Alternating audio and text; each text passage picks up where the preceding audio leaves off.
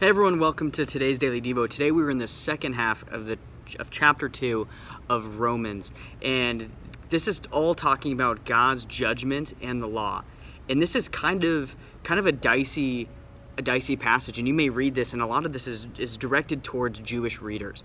And it says, hey, you as a Jew, you follow all of these rules, right?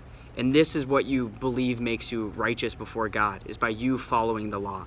And that is the way that it worked for a long time. But when Jesus came in, Jesus came to fulfill that law and be able to fulfill it once and for all. So now we're not bound by following all of these laws.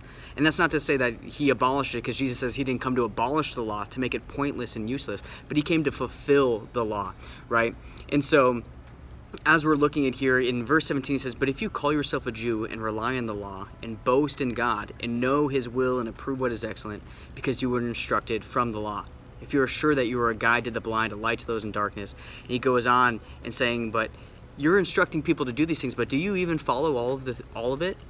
Because if you use the law to hold yourself up, and that's what makes you right before God, then when you break that, that is the very thing that will make you like imperfect and unrighteous and separated from God.